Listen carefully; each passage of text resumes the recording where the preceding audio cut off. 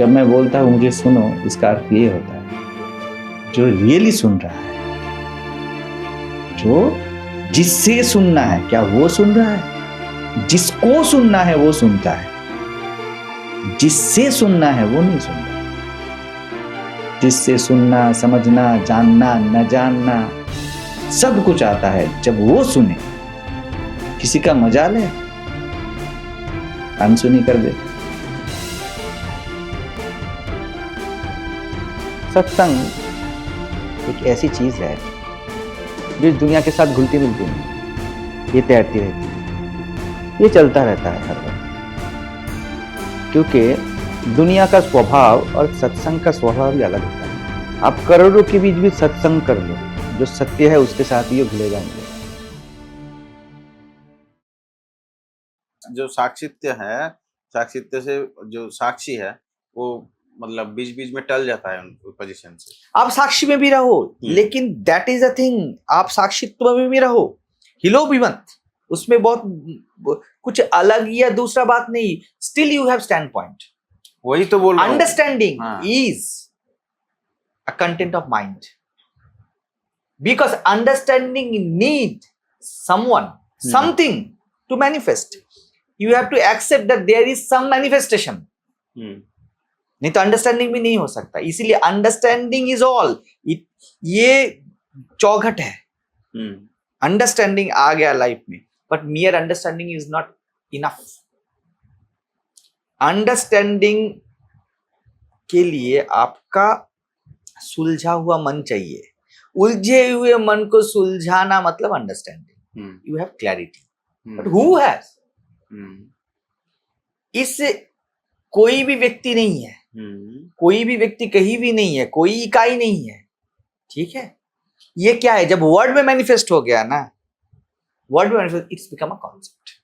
Understanding is all और जो मैं नॉन डूअर हूं, ये दोनों के एक ही तल में रख रहे हैं। बिल्कुल बिल्कुल एक ही तल में। एक प्रिंसिपल समझ लो, there is no world, there is no I am without thought. Without thought nothing exist. Without thought भी नहीं, थॉट ही आई एम है। That's a thing. थॉट ही आई एम है, it is not the basic principle. बात यह कि पता है, in that awareness nothing happens, nothing happens. ये जो मैं बोला कि nothing happens, something happened. Detachment के लिए बहुत उपयोगी कॉन्सेप्ट है दैट नॉन डूअरशिप। इसीलिए मैं इसको बोलता हूं, ये इफेक्टिव है, ये खूबसूरत कॉन्सेप्ट है, ये इस वर्ल्ड में चलने के लिए काम आता है। लेकिन अगर सीकर ये भूल गया कि he is having a concept, he is using a concept. ये सुलझा हुआ मन ये काम में आ सकता है बोलना सही रहेगा, ये काम आता है बोलना सही रहेगा? मतलब आप कॉन्फर्म कैसे हो सकते हैं कि सुलझा हुआ मन ही एकमात्र अधिकारी है?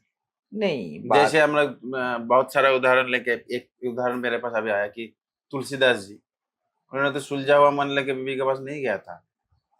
नहीं, आप बहुत दूर जा रहे हो, ऐसे मत जाओ, हम बहुत भीतर आ गए हैं। आप बाहर जा रहे हो।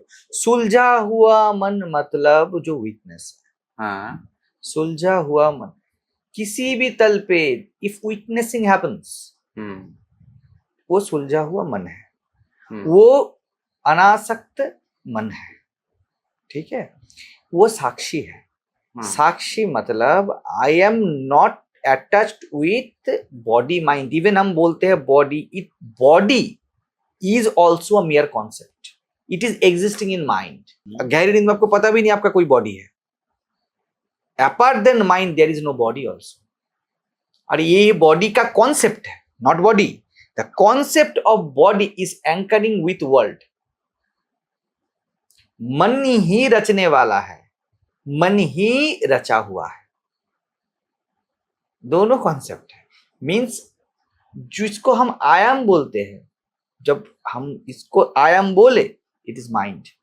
और ये पूरा दुनिया उसी मन के अंदर है, ये बाहर कुछ है ही नहीं, बाहर अंदर है ही नहीं। It is a dream is going on, उसमें सब कुछ रचा बसा है। अब आप नॉन डूअरशिप का कॉन्सेप्ट लो या डूअरशिप का कॉन्सेप्ट लो, both are hopeless, both are rubbish. Non doership का कॉन्सेप्ट आपने जो पूछा कि आप कैसे बता रहे हो कि उपयोगी है, witnessing is useful. Why witnessing is useful? जैसे इस घर रूम में आग लगा है, ठीक है, निकल जाना यूजफुल है। बाहर मगरमच्छ हो सकता है, लेकिन in that juncture you have to tell that घर से निकलो। मुझे लग रहा है कि ये एक एडवाइस की तरह सही रहेगा, कि ये बिल्कुल अच्छा एडवाइस है। जो रियलिटी है उसके साथ, मतलब जो ट्रूथ है उसके साथ इसका कोई संबंध नहीं है। देयर इज नो ट्रूथ, इसके साथ इनका कोई संबंध नहीं है। विटनेसिंग होना है, विटनेस माइंड ही कैपेबल है, इसका कोई संबंध नहीं है। आप which cannot be pronounced उसके साथ ही अटैच कर रहे हो। you can't do it because उसके लिए आपको गिरना पड़ेगा। मतलब क्या है, मैं मरने के बाद कौन सा भूत बनूंगा ये मैं पहले जिंदा अवस्था में डिसाइड कर रहा हूं। you cannot, all you can do, you can be a witness of the situation as a person। आप क्या कर सकते हो, आप आग लगा हुआ घर से बाहर जा सकते हो, इससे ज्यादा आप कुछ कर ही नहीं सकते। ठीक है, आप जब बोल रहे हो कि ट्रुथ के लिए आपका बात लॉजिकल ठीक है, लेकिन आप बढ़िया से देखो इस बात को। अगर आप बोलोगे ट्रुथ के लिए witnessing may help may not help, truth दो होते ही नहीं। आप यूजफुल मैनर पे विटनेसिंग या आप क्या बोले सीयर, ये बात बोल सकते हो। It is in the realm of duality. Duality में कुछ उपयोगी होगा, कुछ उपयोगी नहीं होगा। आप फिर से जा रहे हो किसके लिए उपयोगी होगा, इस पे जा रहे हो, ठीक है ना। जो भी बात यही है, घर है तो अंदर बाहर है, घर है तो अंदर बाहर है, बोथ आर कॉन्सेप्ट। इसके एक पोर्शन को नेगेटिव होना है, एक पोर्शन को पॉजिटिव होना है, नहीं तो ये एग्जिस्ट नहीं करेगा, नहीं करेगा exist. If there is dynamic there will be static. उसके आगे आप ये नहीं बोल सकते इसके बाद क्या रहेगा, ठीक है।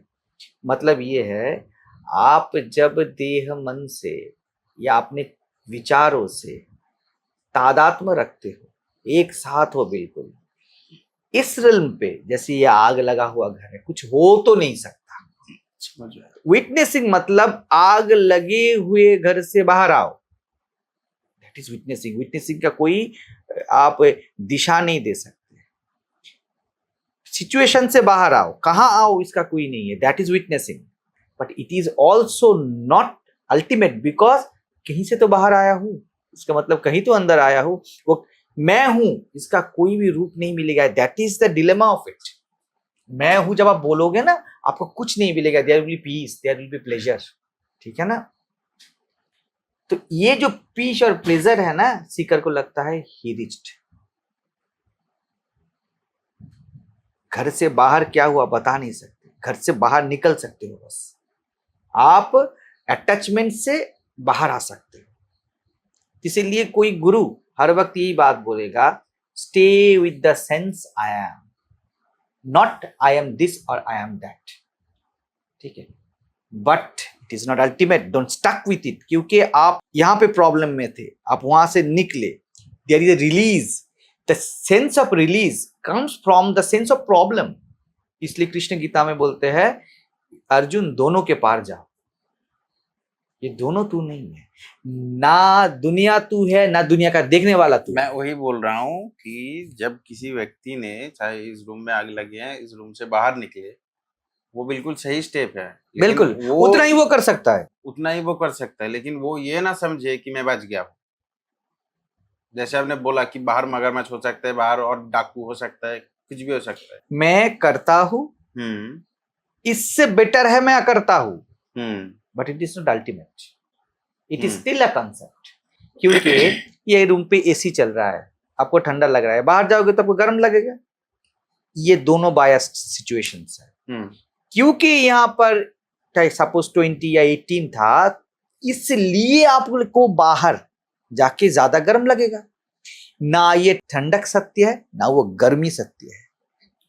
गो बियॉन्ड, आपका जो नेचुरल टेम्परेचर है वो कुछ अलग है, वो कुछ अलग है। वही एकमात्र अल्टीमेट है, that impersonal I am. But ठंडक से बचने के लिए आपको यहां से निकलना है, और निकलने में आपको थोड़ा तो स्वस्ति मिलेगा। हाँ, यही इजीनेस है कि ये गर्मी जो है ये भी कंसेप्ट है, और जो ठंडाई है ये भी एक कंसेप्ट है, या फिर घूम के बोले तो ये भी ट्रूथ नहीं है, ये भी ट्रूथ नहीं है। इसीलिए जो अभी आपके पास आ रहा है उसके लिए जो सही ठहरा है आपके दिमाग में वही काम करो। आप काम पे मत ही जाओ। काम नहीं, वो कि बालशेखर जी ने जैसे बोला कि क्या बोला कि चाहे तुम जो भी कुछ भी कर सकते हो, तुम कुछ भी कर सकते हो, वो अलग बात है। वो तो नॉन डूअरशिप पे ही वो बात लगा रहे हैं, क्योंकि उनके पास जितने सारे सीकर्स आ रहे हैं ना, they are all concern about world. वो नहीं बोल रहा हूँ, चाहे इधर ठंडी है उधर गर्मी है, आप यहाँ पे सो रहे हैं, आप चादर क्यों ओढ़ेंगे? कुछ समय बाद जब ठंडी ज्यादा हो जाएगा, वो चादर ओढ़ने पे है। हाँ, वो क्योंकि जो है उनको ठंडाई से बचने के लिए चादर ओढ़ना है या बाहर जाना है, इसमें ही है। इवन बाहर जाने को कोई तैयार नहीं है।